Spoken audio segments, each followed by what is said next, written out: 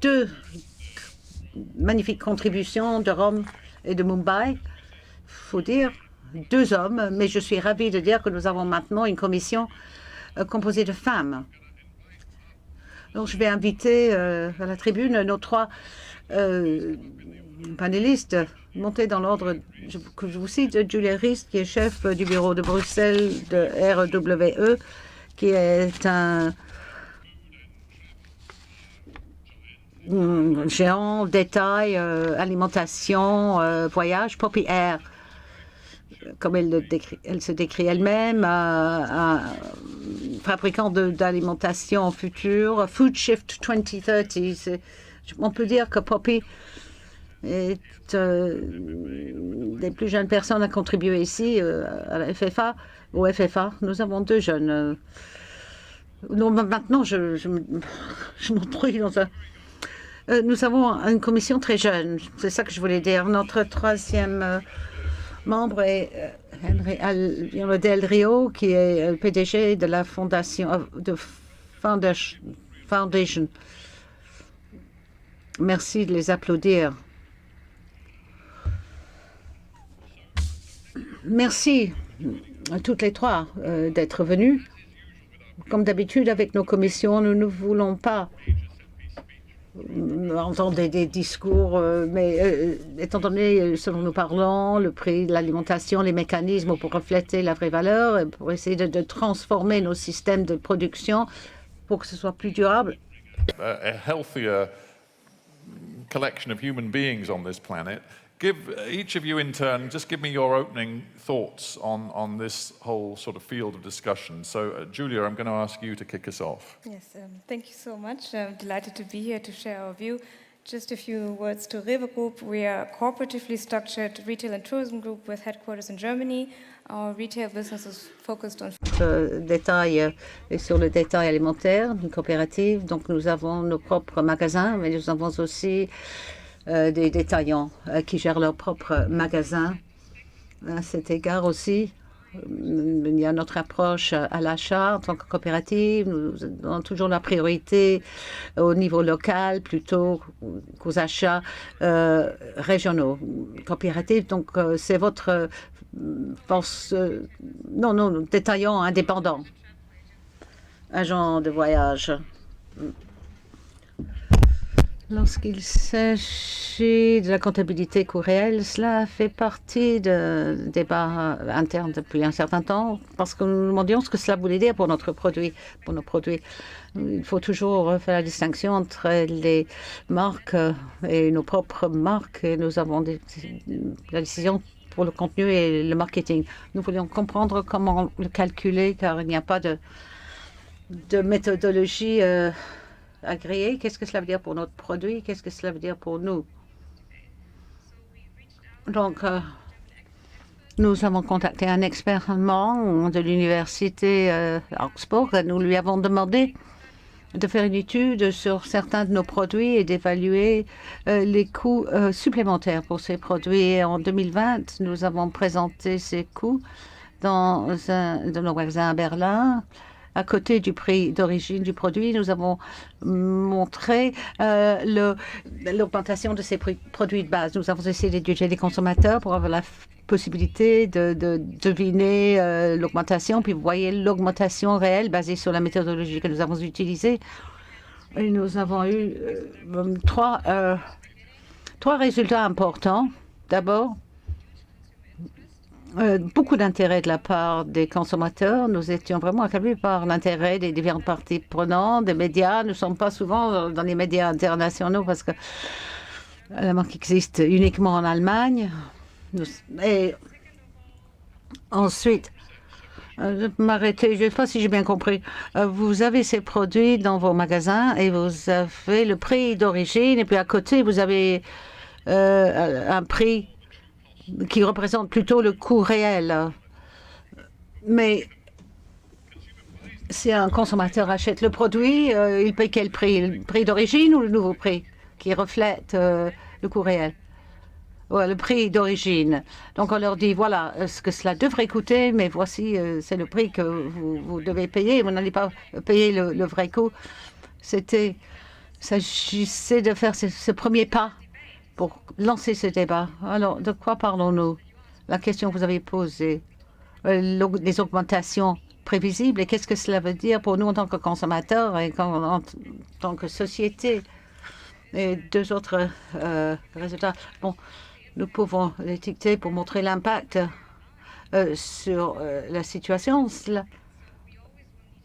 Il faut quand même toujours aller un peu plus loin pour réduire l'impact. Le troisième élément est que avec les ONG, bon, il y avait quelqu'un de Wildlife Europe, un projet d'1 an sur la biodiversité et nous avons vu beaucoup de bons résultats sur le plan de l'augmentation de la biodiversité. Cela a des résultats, un impact sur le coût réel. Donc nous voyons, nous avons déjà des projets sur le plan de la durabilité. Nous pouvons améliorer cette performance sur les coûts réels. Donc nous ne commençons pas à partir de zéro. Nous ne payons pas cela encore, mais il y a beaucoup de bons projets qui existent, qui veillent à ce que ces coûts soient internalisés, que l'impact soit inférieur. Mais votre message à vos clients qui devraient se préparer pour la fin du coût actuel et une augmentation de prix pour arriver au coût réel de beaucoup de vos produits. C'est ça que vous essayez de leur dire en ayant ces deux prix. Vous avez le prix que vous payez, mais le prix que vous devriez payer si la comptabilité réelle était appliquée. Est-ce que vous essayez de dire à vos clients préparez-vous mentalement à payer plus pour l'alimentation? Je pense que le message était que nous voulions créer la transparence et de parler des impacts et la chaîne d'approvisionnement aussi. C'est notre responsabilité à la fin de la chaîne, en tant que détaillant, de regarder ces chaînes d'approvisionnement. Il faut avoir des solutions pour la société. C'était dit avant, nous sommes déjà en tant que société, nous payons déjà ce prix. Nous ne le payons pas directement peut-être, mais nous payons cela par le biais de soutien du gouvernement, de la société pour l'eau, ces éléments. Donc, ce n'est pas payé quelque part. Mais il n'y a aucun business qui peut aller faire cavalier seul sans que personne ne suive. Cela voudrait dire que vos prix seraient inacceptablement élevés par rapport aux autres magasins de Rigaud, plus loin dans la rue. Et là, vous seriez en faillite. Oui, je pense que nous regardons, en regardant la chaîne d'approvisionnement, il faut passer. Nous avons un grand objectif de transformation pour le secteur. Et comme Dirk a dit, là où nous travaillons ensemble avec la chaîne d'approvisionnement, il y a de très bons projets où nous voyons un impact immédiat.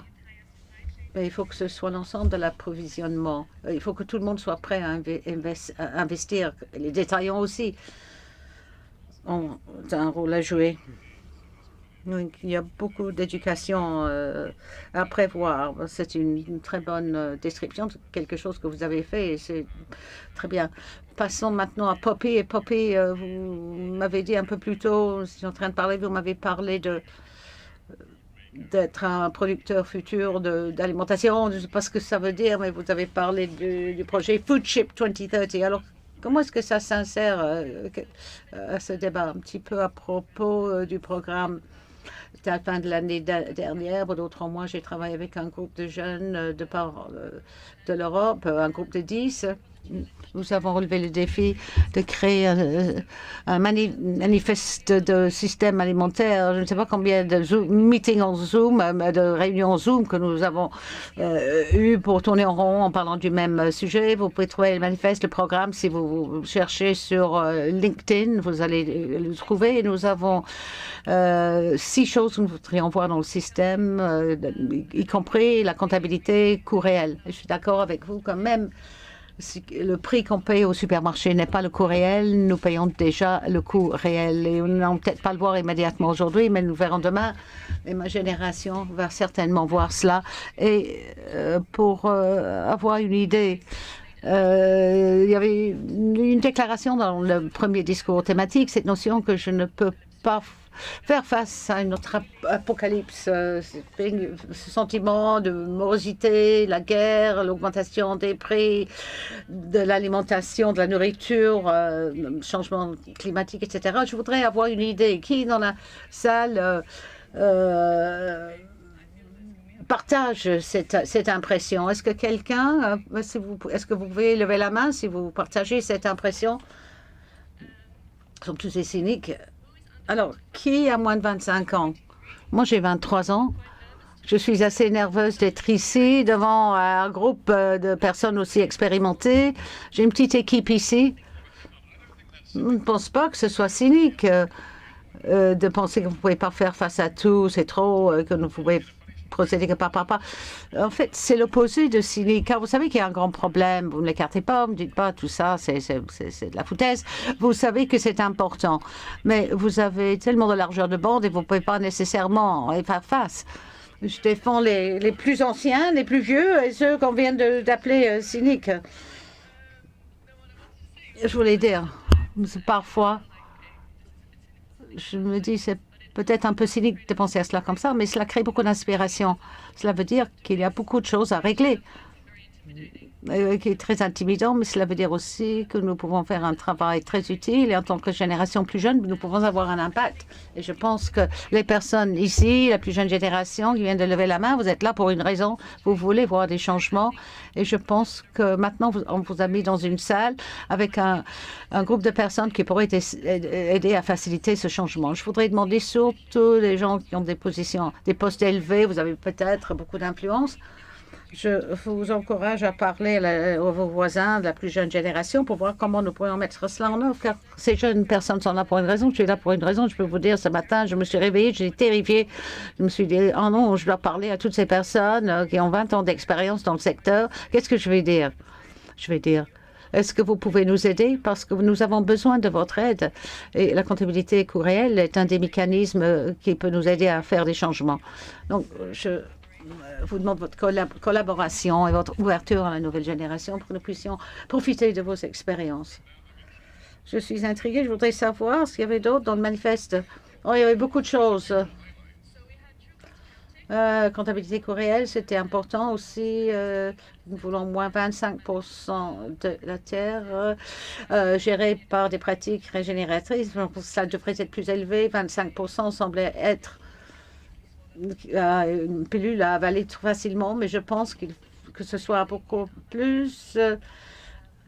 Nous avons beaucoup parlé d'éducation, de travail aussi, et je pense que ça, c'est quelque chose que nous pourrions discuter à l'infini, mais la jeune génération est très au courant des choses qui se passent dans le monde. Il ne faut pas simplement faire l'éducation sur les problèmes qui existent, mais comment on peut les régler. Et je voudrais plaidoyer pour processus de réflexion systémique. Là où vous offrez des stages, par exemple, si vous essayez d'éduquer la jeune génération dans la vie professionnelle et dans leur carrière, mais les aider à penser de manière systématique et leur demander à contester le statu quo, car c'est vraiment là qu'il y aura le changement. Bon, je voudrais revenir à certains des points que vous avez brièvement mentionnés. L'étiquetage, par exemple, et cela revient à ce que nous avons entendu ce matin du psychologue norvégien. Et je voudrais impliquer, Tréono, votre tâche. Ne nous donnez pas un discours de 10 minutes, mais donnez-nous quelques idées de votre point de vue sur le débat que nous avons et surtout sur cette question des mécanismes de prix et les vrais prix, les prix réels. Pas de discours de 10 minutes. Bon, si vous voulez, oui, mais je suis très bien d'avoir été inclus dans un groupe de jeunes. Je suis déjà très contente. Je parle de Fondation 9, pour moi-même, l'évaluation basée sur la science pour pouvoir faire des données afin de prendre ces décisions dont nous parlons aujourd'hui. Ces données nous aident à former le processus décisionnel au niveau des sociétés, au niveau des responsables politiques. Et sans données, nous parlons uniquement entre nous. C'est très sain, c'est très bien. Mais il faut disposer des faits. Nous sommes dans une société maintenant où il y a beaucoup de débats autour des faits réels et les données réelles. Alors, nous sommes une ONG indépendante. Il faut que les données soient crédibles, transparentes et apporter des changements. Ce que nous faisons, lorsque nous parlons de l'étiquetage, nous apportons une étiquette à l'industrie alimentaire. Nous le faisons avec un véhicule différent. Ce n'est pas une étiquette de l'industrie ou du gouvernement pour certaines raisons, transparence par exemple, mais nous prenons des mesures maintenant. Comme a dit Poppy, il faut prendre des mesures maintenant, il faut aider les gens maintenant. Les gens veulent savoir. Nous pouvons parler toute la journée de la psychologie humaine, d'une étiquette, mais si nous ne produisons pas les données et que nous ne les présentons pas de manière transparente, nous parlons uniquement de la psychologie et nous ne pouvons pas étiqueter sans motivation, enfin sans raison. Il faut que ce soit une approche systémique, holistique, car il faut regarder la science, bien sûr, pour que ce soit une évaluation d'impact basée sur la science, côté technique, pour que ce soit abordable. Il faut regarder l'éducation et la prise de conscience, où vous pouvez combiner une étiquette avec beaucoup d'autres tactiques pour renforcer l'éducation. Vous pouvez reconcevoir les supermarchés. Beaucoup de personnes qui achètent en ligne pourraient aussi ajouter des messages là. Il faut regarder la politique et le rôle du gouvernement. Mais ce qu'il faut faire, il faut regarder tous ces leviers et changements ensemble, simultanément, et les déclencher en même temps. Car sinon, il s'agit de faire des activités, des mécanismes isolés. Il faut une approche systémique et nous sommes en faveur de cela, mais surtout pour le coût réel.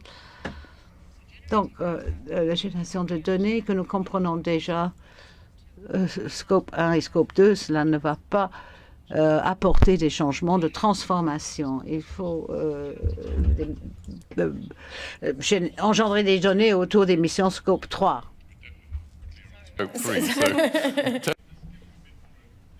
Pour celles et ceux qui ne savent pas ce que sont les émissions de Scope 3, nous parlons de données. Il existe des bonnes et des moins bonnes données, d'excellentes données, voire même.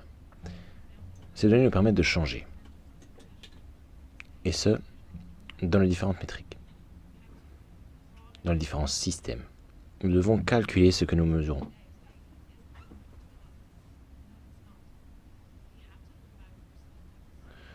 Nous devons nous intéresser aux impacts sur la biodiversité. Nous devons nous intéresser aux impacts sur l'eau.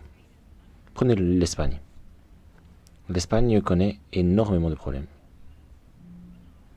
Car nous avons une forte pluviométrie.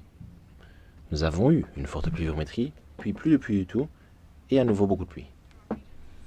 Il y a des régions en Espagne où l'eau ne peut être vue du robinet. C'est un pays européen. Il nous faut donc comprendre l'impact de nos habitudes alimentaires, de nos habitudes de boisson, car cela nous permettra de comprendre le coût réel. C'est un droit de l'homme que d'accéder à une eau propre, potable. Nous devons donc calculer les impacts, les choses positives, les événements naturels positifs vont nous permettre de calculer cet impact. Et je pense que nous l'avons entendu plusieurs fois ici aujourd'hui, mais personne n'aime le greenwashing. Nous voulons croire, nous voulons être crus. Le greenwashing, c'est enlever du crédit à ce que nous faisons. Mais nous ne devons pouvoir aller au supermarché, prendre une décision rapidement. Ne pas avoir besoin d'un doctorat pour prendre une décision quant à ce que nous allons acheter. Je veux que la nouvelle génération le dise. Je veux que cette nouvelle génération nous dise « Je sais ce que je veux acheter, mais je dois avoir confiance en ce que j'achète ». Est-ce que vous pouvez nous parler de votre initiative en matière d'étiquetage, s'il vous plaît? Vous avez parlé d'une initiative vraiment indépendante qui n'est pas emmenée par le gouvernement, par des entreprises du secteur du commerce, du fait que vous avez mis en place cet étiquetage vous-même. Qu'est-ce qui l'inclut et qu'est-ce qui le différencie des autres? 3 choses qui différencient ce système d'étiquetage. Premièrement, il est indépendant, comme vous l'avez dit. Nous avons un comité scientifique indépendant. Je n'ai absolument rien à dire sur ce comité, sur les décisions de ce comité scientifique, mais je vous le dis de manière très ouverte et transparente. On a parlé beaucoup de choses ce matin, le triangle notamment. Mais la science n'a pas été mentionnée. On a parlé des consommateurs, du système et du gouvernement. Qu'en est-il de la science ? Cela fait maintenant 50 ans que les personnes mesurent l'impact du système agroalimentaire. Il faut que l'on en parle. Ce qui a été mesuré il y a 6 mois ne sera plus mesuré de la même manière aujourd'hui, et ce ne sera pas la même chose demain. Il faut donc nous adapter. Il faut utiliser les connaissances à notre disposition. C'est très important. L'harmonisation. La bonne science, les bonnes sciences se basent sur des objectifs harmonisés. Si Poppy se rend de Belgique en France, elle doit pouvoir comprendre les étiquettes. C'est très important pour les sciences. Nous devons nous appuyer sur le même système métrique. On ne doit pas utiliser des données différentes d'un pays à l'autre. C'est un cauchemar administratif de mettre en place différentes réglementations dans différents pays et de devoir réexpliquer les choses encore et encore. Ce qui est vraiment important, ce sont donc les données, ce que nous mesurons. Nous devons comprendre les chiffres, nous devons essayer d'harmoniser, de globaliser le plus possible le système d'évaluation, et nous devons également revenir à ce que nous appelons les données primaires. Tous les adultes ne sont pas égaux. Ou plutôt toutes les pommes, ne sont pas égales. Quelle pomme a eu besoin de plus d'eau? Quelle pomme a eu besoin de moins d'eau? Et nous pouvons d'ailleurs en dire de même, en effet, cette fois-ci des adultes. Les fruits, les denrées alimentaires n'ont pas toutes le même contexte. Et les données nous aident à mieux le comprendre. La majorité des incitants sont fournis en amont. On a parlé aujourd'hui énormément des responsabilités des consommateurs, mais pour parler responsabilité tout au long de la chaîne de valeur, il faut également parler de la question des incitants. Imaginez un consommateur qui se rend dans un supermarché, il doit avoir un doctorat en poche pour comprendre ce à quoi il est confronté. Et si j'allais au supermarché et que je vous disais, je sais tout ce qu'il faut savoir au niveau de la durabilité pour l'ensemble des catégories. Je peux me rendre au supermarché, je peux comprendre comment choisir entre le produit A et B, tout aussi durable l'un que l'autre. Non, vous le mettez sur le dos du supermarché plutôt que d'assumer la responsabilité, n'est-ce pas? Non, pas les supermarchés, l'ensemble de la chaîne de valeur. Ce à quoi nous nous sommes intéressés, nous ne l'avons jamais fait par le passé, nous sommes intéressés au système d'étiquetage dans l'ensemble de la chaîne de valeur. Et nous avons rendu à tout un chacun ce qui lui était dû. Merci beaucoup, merci pour cette intervention, c'est très intéressant. Julia, vous travaillez pour un grand commerçant, une grande entreprise. Est-ce que vous aimez ce que vous entendez? On serait tout à fait d'accord avec le fait de dire qu'il y a eu un grand fossé sur le marché. Et quant au fait qu'il faut donner des informations comparables aux consommateurs, cela fait maintenant 10 ans qu'on observe ce fossé. Nous avons mis en place notre propre étiquette, l'étiquette ProPanel. Nous nous intéressons à l'ensemble de la chaîne de valeur. On travaille également en collaboration avec des ONG et on s'intéresse à différents points d'inflexion de cette chaîne de valeur. Si on arrive à soulager ces points d'inflexion, si on arrive à avoir un système plus durable à ces différents points d'inflexion, alors le produit sera gratifié, grâce aux ONG notamment, du label ProPlanète. Mais ce n'est pas une solution idéale, c'est un palliatif.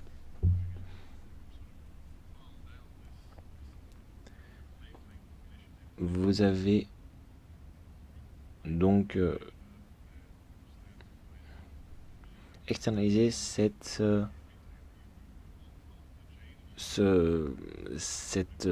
initiative d'étiquetage à un organisme indépendant parce que vous avez vous-même des intérêts contradictoires et conflictuels.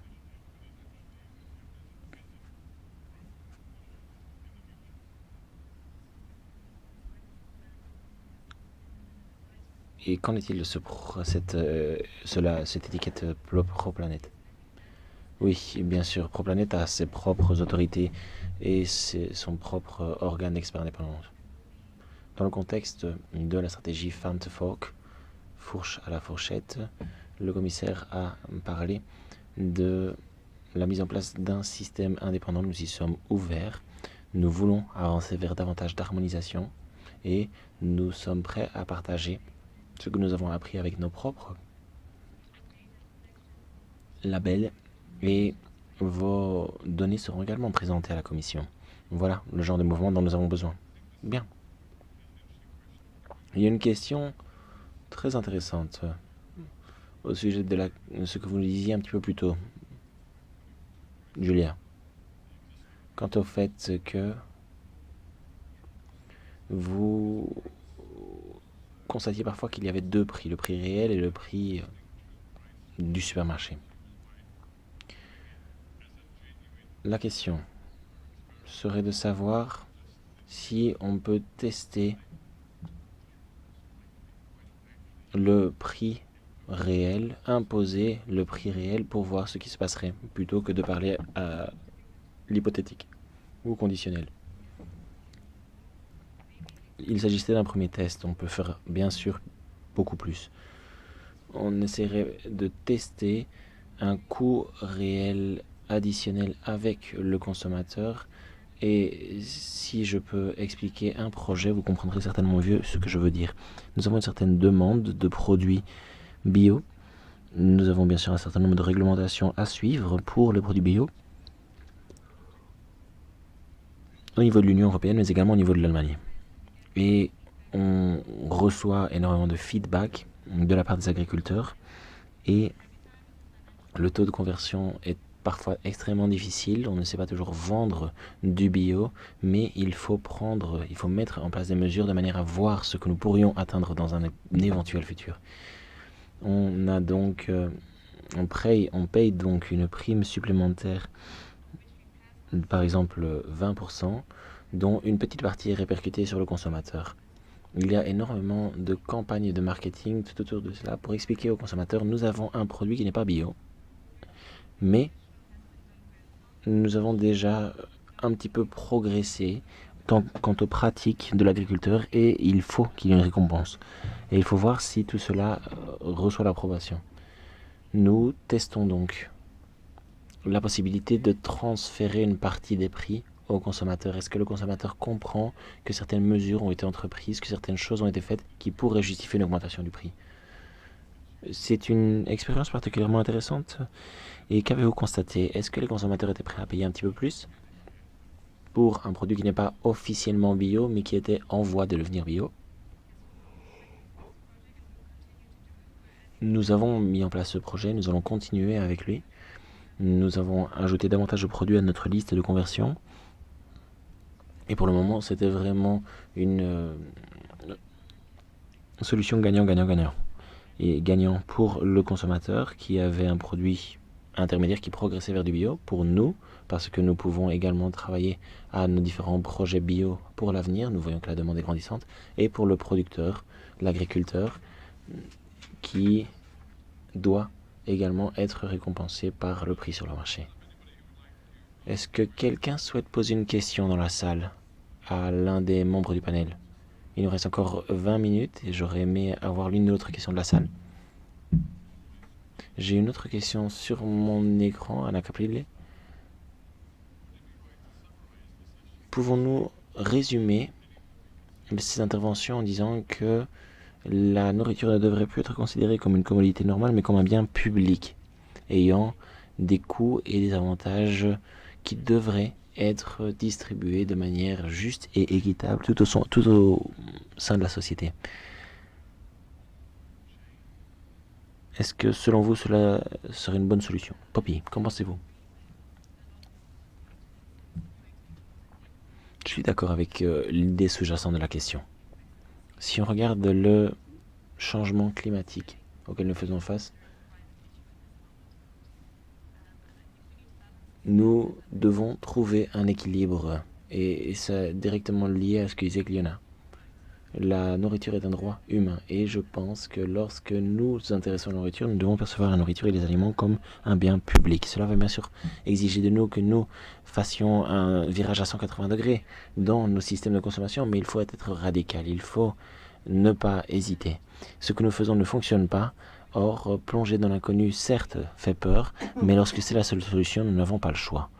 Et nous devons donc collaborer avec tout un chacun pour atteindre nos objectifs et faire en sorte que la nourriture soit perçue comme un bien commun et non comme une commodité. Quelqu'un d'autre?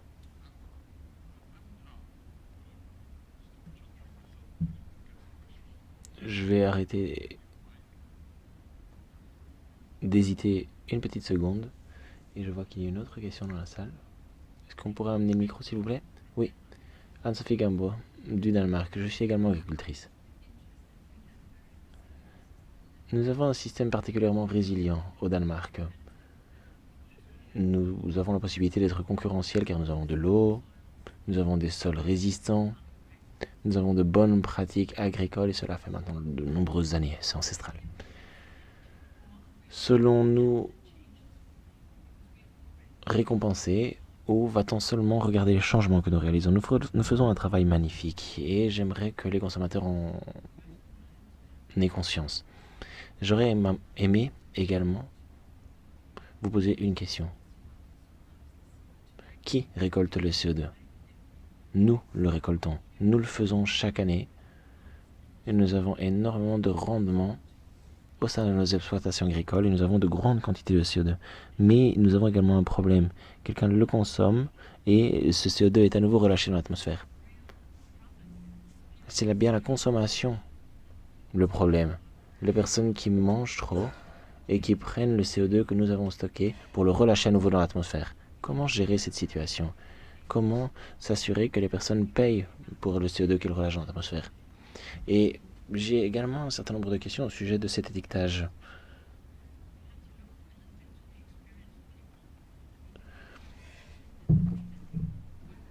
Nous travaillons avec les uns, nous faisons du commerce les uns avec les autres. C'est comme cela que nous apprenons les uns les autres. Et si on ne parle que de nourriture locale, d'un système protectionniste, de pays riches qui peuvent tout faire, cela m'inquiète aussi. Que pensez-vous de ça?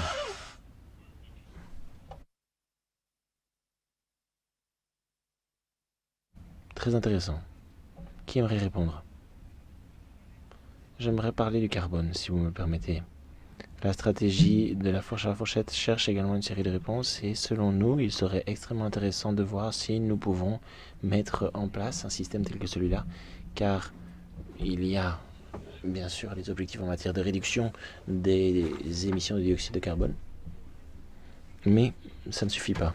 Il y a également une volonté d'investir dans d'autres mesures de réduction de l'empreinte carbone. Et nous pensons vraiment que parce qu'il n'y a pas de méthodologie qui a fait l'objet d'un accord de l'ensemble des parties prenantes, nous avons vu différents labels apparaître pour informer les consommateurs. Il y a également un débat au sujet de la manière dont nous pouvons atteindre nos objectifs de façon crédible, transparente. Et si nous trouvons des clés de répartition, des clés d'allocation, alors il y aura certainement un grand intérêt. Nous devrons également communiquer d'une manière très claire pour savoir où va l'argent, où sont les mesures d'aide et l'impact sur les femmes.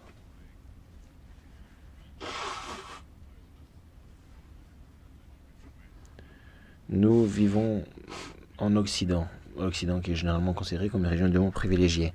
Mais il y a également de gros gaspillages dans nos systèmes, et ça depuis le tout début. Des champs jusqu'à ces chaînes de supermarchés. Et plus loin encore, dans les frigos des consommateurs. Que pensez-vous de la question du gaspillage? Est-ce une priorité pour vous? Oui, bien sûr. C'est une priorité, c'est un problème éthique, mais c'est également un problème pour la logistique, pour les structures. Cela démontre que tout ne fonctionne pas comme ça devrait l'être. Nous travaillons avec les chaîne d'approvisionnement et nous nous intéressons à différentes spécifications.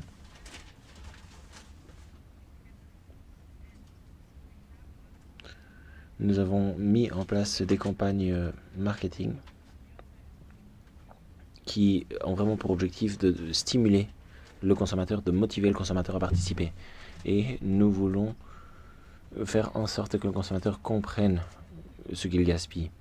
Il y a bien sûr également l'éducation, toute la psychologie qu'on a pu entendre ce matin, le fait de montrer ce que nous pouvons faire en tant que consommateurs.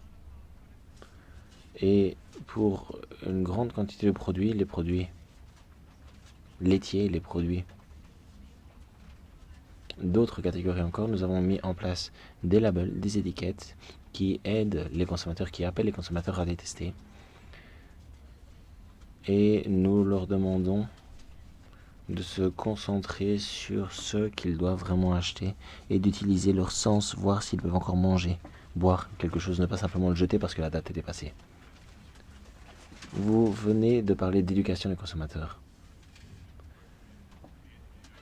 L'une comme l'autre, vous travaillez dans le secteur des ONG. Est-ce que vous trouvez qu'il y a un petit ton condescendant à cette notion d'éducation? Si on s'intéresse à la réalité des personnes, il y a eu une étude récemment réalisée au Royaume-Uni qui a révélé que les communautés les plus pauvres vivent loin de magasins spécialisés dans la vente de produits organiques, de produits qui ont été fabriqués de manière durable.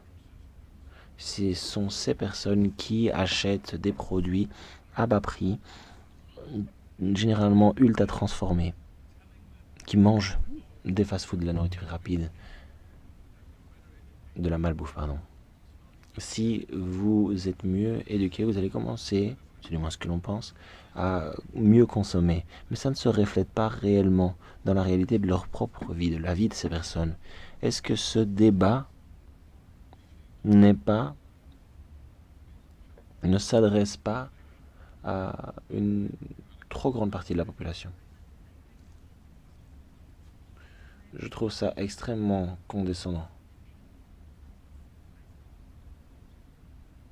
Je ne pense pas que la responsabilité se tienne à un seul maillon de la chaîne de valeur. Nous parlons ici vraiment de l'ensemble de la chaîne de valeur. L'idée est de faire en sorte que chacun assume ses responsabilités.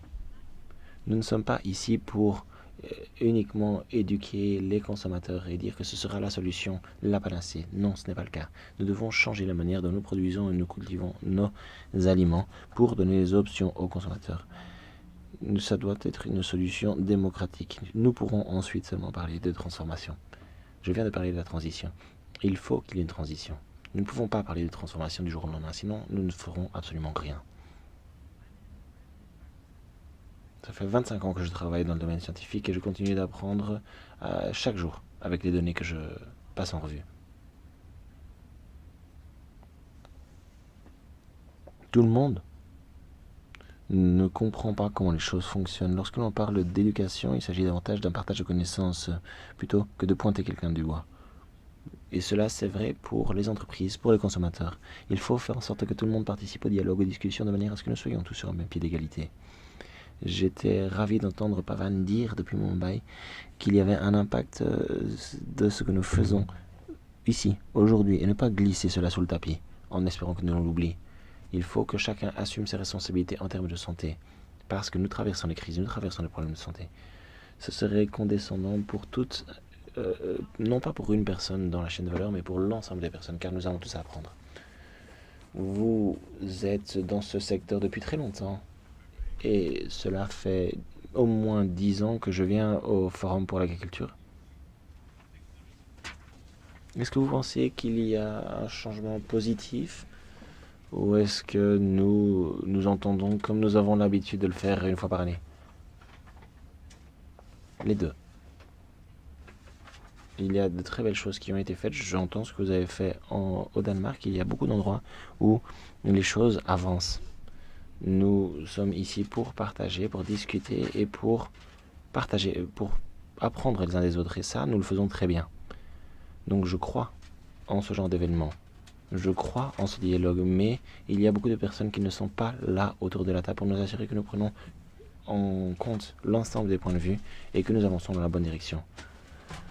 Nous devons également parler davantage à la société civile, nous devons parler également de manière plus interpolitique, plus interentrepreneuriale, intersectorielle, pour comprendre quels sont nos besoins, pour essayer de stimuler un maximum de personnes. Il y a un autre aspect sur lequel nous devons encore travailler, nous devons agir. Cela a fait l'objet d'un nombreux contrôles et nous acceptons tout cela, nous l'accueillons très favorablement. Mais nous devons essayer de sortir, de battre le pavé et d'essayer. Nous devons agir avant d'atteindre la perfection, car si nous attendons la perfection, nous serons trop lents. Nous devons prendre des décisions parfois difficiles, fortes, et vérifier les résultats de ce que nous essayons. Poppy, vous avez parlé de manière assez robuste, directe, du sentiment ressenti par votre génération. Vous avez parlé de ce manifeste qui, à moi, me semblait extrêmement ambitieux, de vos objectifs particulièrement ambitieux, eux aussi. Une fois de plus, je ne veux pas être condescendant, mais en me parlant à moi en tant que jeune femme, est-ce que vous avez l'impression qu'il y a une différence de point de vue? Est-ce que vous êtes d'avis que les grands patrons de ces grandes chaînes de supermarchés, de ces politiques, écoutent vraiment votre génération, la voix de votre organisation? Quel est votre ressenti à cet égard-là? Alors je pense qu'ils écoutent. Je vous vois toutes et tous ici dans la salle et j'espère que vous avez retenu quelque chose de ce que j'ai dit. Mais je pense qu'en fin de compte, peu importe les solutions, il faut mettre une balle dans le canon et l'essayer.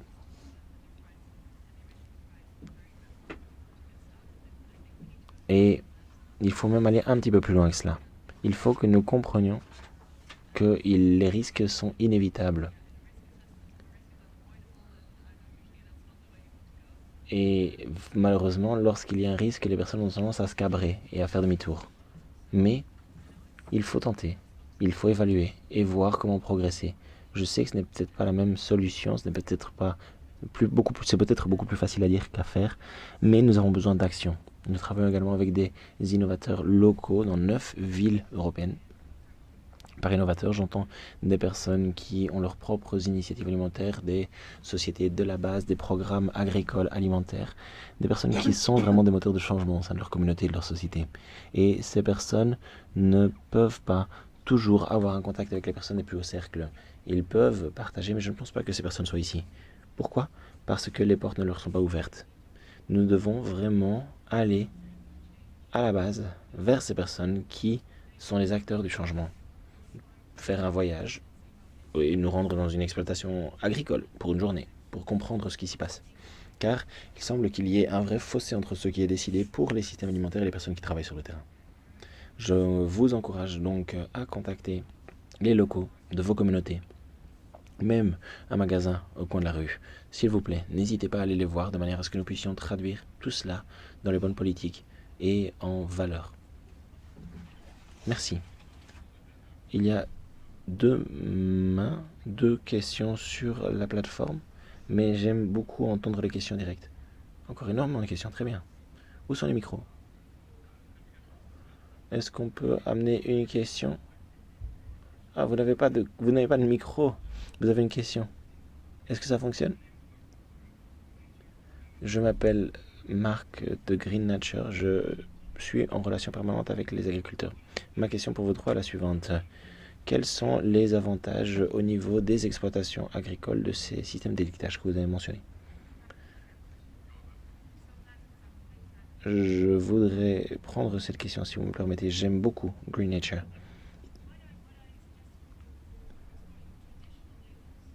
Nous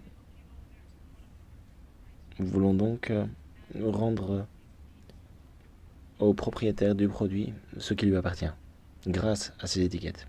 Mais il y a énormément de questions que nous devons poser jusque-là.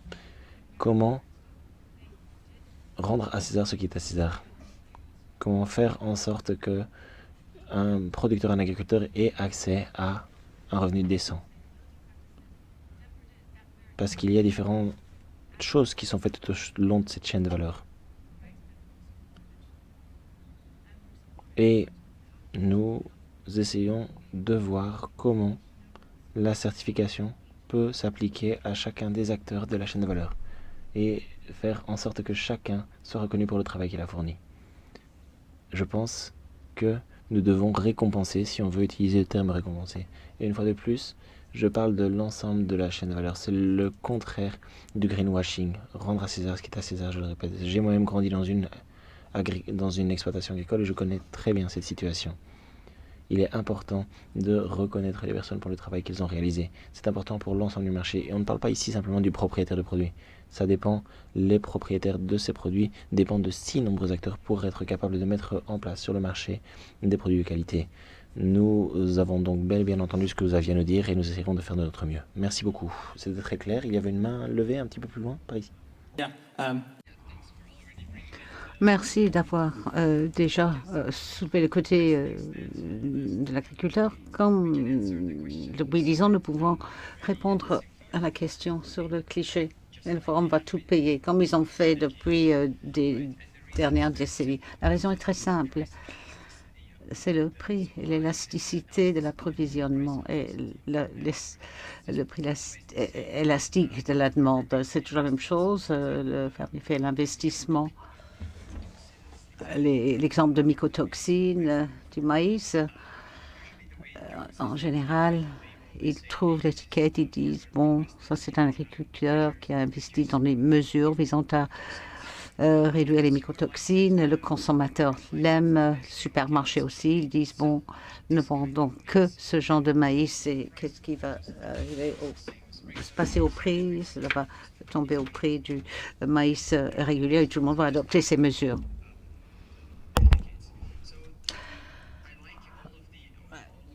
J'aime toutes vos explications.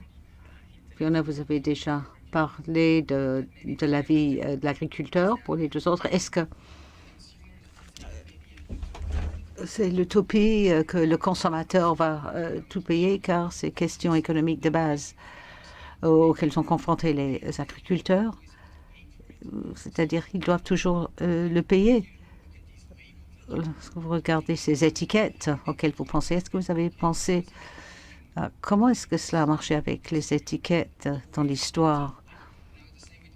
La même chose avec organique. Le prix organique a continué à baisser. Pourquoi? En raison du marché. Et cela va continuer à baisser jusqu'à ce qu'il arrive au même prix que les autres produits de base.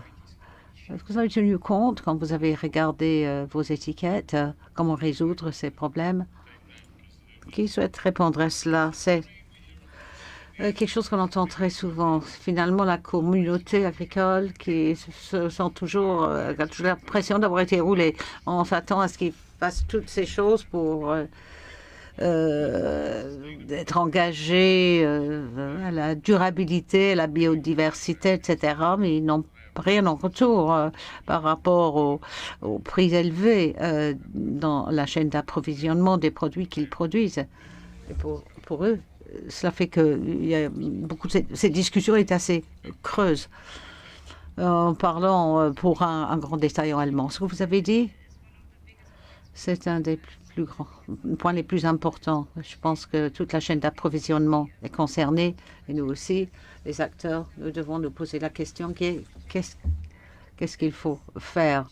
Il y a un défi sur le plan du prix dans la chaîne. En tant que détaillant, c'est un peu plus complexe. D'ailleurs, je vais l'expliquer. Nous avons des relations directes avec les agriculteurs. Et très souvent, nous sommes à la fin d'une très longue chaîne d'approvisionnement. Lorsque nous sommes à la fin de cette chaîne d'approvisionnement, c'est que nous n'avons pas d'influence sur le prix pour les agriculteurs. Mais nous comprenons que les choses doivent changer. Nous avons eu une crise énorme en Allemagne, des problèmes d'exportation et les situations dans les fermes étaient très difficiles. Nous avons décidé qu'il fallait s'investir, car il y a la communauté agricole qui est en difficulté. Cela fait partie de notre chaîne. Donc, nous avons fixé un prix minimum. Les défis que nous avons eus, c'est que c'est une structure contractuelle très complexe. Il nous fallait des vérificateurs tierces parties pour être sûr que ce prix minimal arrive au bout de cette chaîne d'approvisionnement à la fin de la chaîne. Je ne peux que faire écho de ce qui a été dit par Dr. Jacob. C'est possible si nous avons nos intermédiaires et heureusement nous avons eu suffisamment de personnes qui voulaient vérifier, regarder avec le prix qui passait dans la chaîne, car c'est très important, comme vous avez dit. À notre avis, si ces mesures sont prises, il faut qu'il y ait une récompense dans la chaîne et ça doit être transmis à ceux qui entreprennent ces mesures. Il y a une chose que vous avez dit qui ne m'ont pas tout à fait convaincu. Vous avez dit nous stockons des produits alimentaires qui passent par une longue chaîne. Nous n'avons pas de relation directe avec l'agriculteur. Nous ne pouvons pas vraiment être responsables pour le prix. Mais non, je dis qu'il est difficile et il faut qu'on change notre façon de penser, notre façon de travailler avec la chaîne d'approvisionnement. Vous ne devez pas traiter avec ces fournisseurs. Vous faites l'audit de toute la chaîne qui conduit à, je ne sais pas, une aubergine sur votre étagère dans votre supermarché. Vous n'avez peut-être pas de relation directe avec l'éleveur des aubergines ou l'agriculteur. Alors, si vous pensez qu'il n'est pas bien rémunéré, vous pouvez arrêter d'utiliser ce fournisseur. Bon, c'est une question de diligence due, mais c'est pas uniquement pour les détaillants, c'est aussi les différents processus. Il y a des contraintes, mais c'est toujours le problème. C'est un marché brutal. C'est pour ça que nous travaillons sur ces relations contractuelles. Mais il faut que nous ayons un acheteur dans la chaîne et nous avons des fournisseurs avec lesquels nous travaillons qui connaissent le marché allemand. Je pense que nous avons prouvé ces dernières années que nous sommes prêts à investir de l'argent, pas uniquement des mots, mais pour investir, montrer qu'avec le prix minimum, avec notre engagement vis-à-vis des chaînes d'approvisionnement locales et les prix que nous avons fixés, ce n'est pas un secret que nous payons des prix élevés. Il y a quelques questions.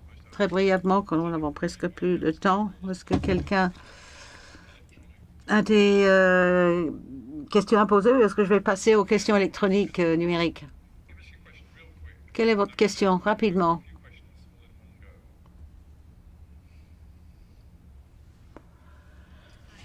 Merci. J'aimerais que la Commission réponde à la question de la Commission précédente sur le même thème. Étant tout ce qu'il y a à faire dans le cadre de la crise en Ukraine, l'impact sur les prix. Ça ne fait que 15 jours, je pense, mais on voit clairement l'impact. Si ça dure un an, comme certains ont prévu, ou éventuellement plus longtemps, nous espérons un miracle peut-être, mais quel est le... quels seraient les compromis et les réalités pour la classe moyenne et les pauvres dans le monde et en Europe? C'est-à-dire les différentes perspectives, comment il faut s'occuper de la planète pour la génération future.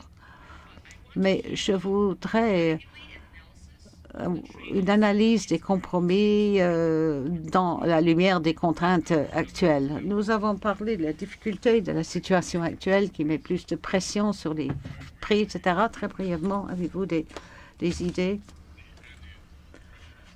concernant les pressions supplémentaires dans ce contexte actuel de guerre qui exacerbait les pressions sur l'alimentation? Je vais essayer, mais c'est une question difficile. Personnellement, très personnel, je pense que nous en sommes avec la situation en Ukraine, car nous n'avons pas fait face aux problèmes systémiques de manière systémique. Nous savons tout ce que nous savons aujourd'hui il y a 50 ans et nous n'avons rien fait. Je pense de l'énergie, d'autres produits de base. Alors, je pense que nous sommes dans une situation très difficile. Est-ce que nous arrêtons? Est-ce que nous nous posons la question qui est est-ce qu'on va dérisquer à long terme pour la situation à court terme? Je sais comment nous avons répondu à cette question depuis 50 ans et c'est pour ça que nous sommes dans la situation actuelle. Ça, c'est mon avis. C'est comme une mère en Ukraine qui dit est-ce que je pars avec mes enfants ou est-ce que je reste avec mes vieux parents? C'est ça la situation dans laquelle nous sommes aujourd'hui pour ces questions systémiques. Aucune des options n'est fantastique, mais c'est ça auquel nous sommes confrontés et il faut penser à l'avenir à plus long terme. Et Poppy, confronté à ça, va avoir les mêmes discussions dans 25 ans si nous ne prenons pas des mesures robustes pour y faire face. C'est bien dit. Merci pour cela.